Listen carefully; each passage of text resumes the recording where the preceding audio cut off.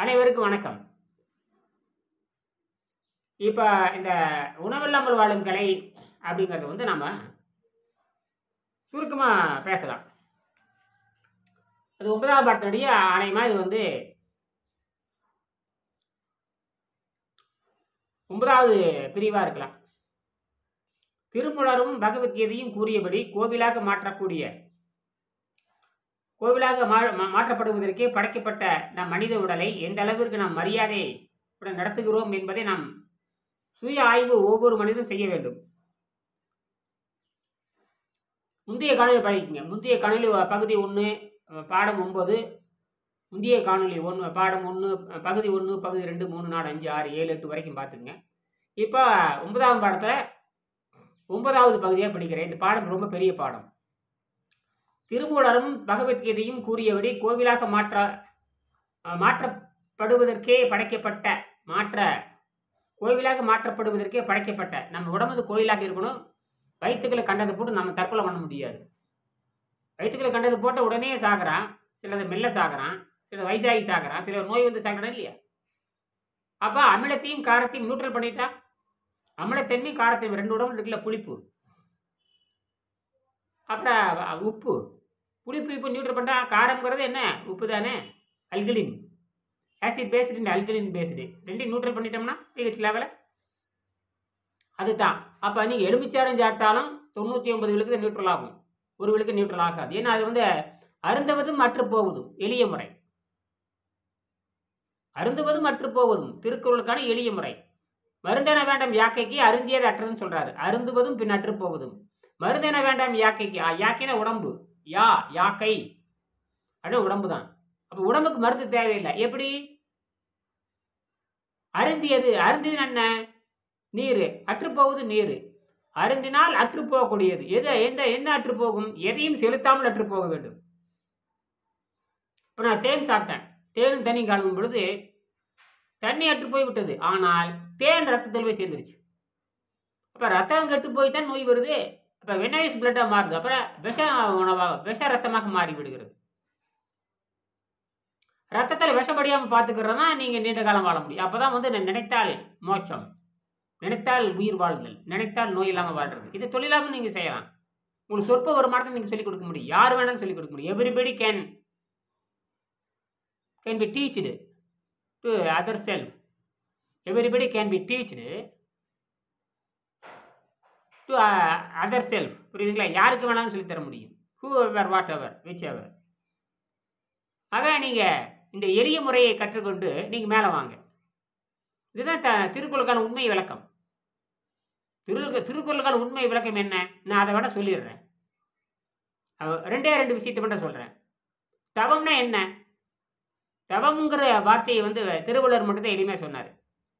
குற்றம் குதித்த தவத்துக்கு உற்றநோய் நோன்றல் உயிருக்கு ஊறுகன் செய்யாமல் அற்றைய தவத்துக்கு உருன்னு சொல்கிறார்.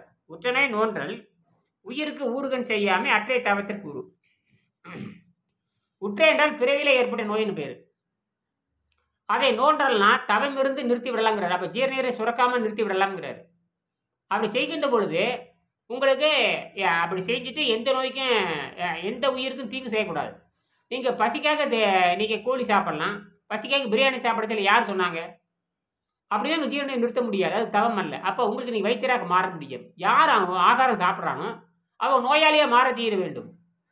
ஆகாரம் சாப்பிடுகின்றவன் நோயாளியாக மாறியே தீர வேண்டும். இது அந்த உணவினுடைய சட்டம். அது உணவு சட்டத்தை தெரிஞ்சுக்கணும், ஜீரணீர் சட்டத்தை புரிஞ்சுக்கணும். இயற்கை சட்டத்தை புரிஞ்சிக்காம யாரும் ஒன்றும் செய்ய முடியாது.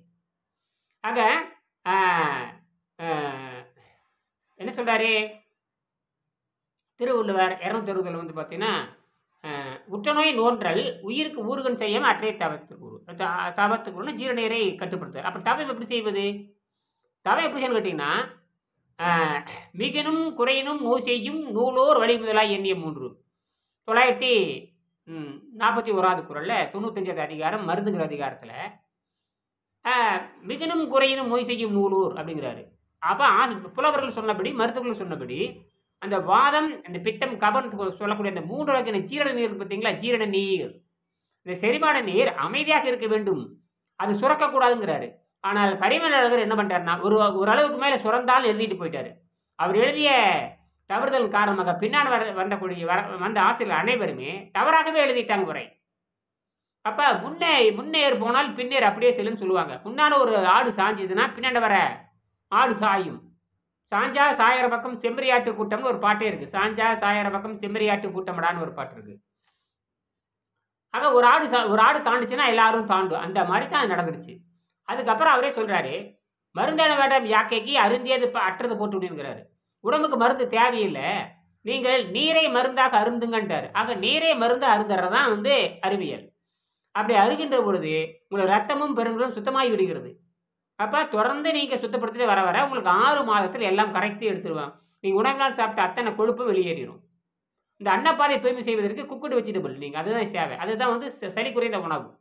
மலச்சிக்கல் வராமல் பார்த்துக் கொள்வதற்கு தான் நம்ம புத்திசாலித்தனம். அதனால சித்தர்கள் நம்மள மலைக்கு போயிட்டாங்க. குடும்ப பருப்பை முடிச்சுட்டு அனைத்து சித்தர்களும் திருமணம் பண்ணவங்க தான் மலைக்கு போயிட்டாங்க. போய் அங்கே இருக்கிற மூலிகையை சாப்பிட்டு தண்ணீரை அருந்திட்டு அந்த மூலிகையை சாப்பிட்றது அப்படிங்கிறது இந்த அன்னப்பாதையை தூய்மை செய்வதற்கு தான், மலச்சிக்கல் இல்லாமல் பார்த்துக்கிறதுக்கு. ஒரு 3 மாதத்துக்கு 4 மாதம் தொடர்ந்து நிறுத்திட்டாங்கன்னா அப்போ தண்ணீரும் தேவையில்லாமல் குக்கையில் அப்படியே உட்காந்துருவாங்க. உட்காந்துட்டு வருஷ கணக்கில் உள்ள உட்காந்துருப்பாங்க, வெளியே வரவும் மாட்டாங்க. ஏன்னா அங்கே போய்ட்டு சுத்தமான காற்றும் சுத்தமான நீரும் கிடைச்சா யாரும் திரும்பி வர மாட்டாங்க. ஏன்னா அவங்களுக்கு தேவையான இன்பம் கிடைச்சாச்சு. குடும்ப பொறுப்பில் ஒப்படைச்சிட்டு தலைச்சம்புல மேலே வந்ததுக்கப்புறம் குடும்ப பொறுப்பு ஒப்படைச்சிட்டு அவன் அந்த எதுக்கு போயிடுறான், முழுமை நிலைக்கு போயிடுறான், பரிபூர்ண யோக நிலைக்கு போயிடுறான். இதுதான் விஷயமே.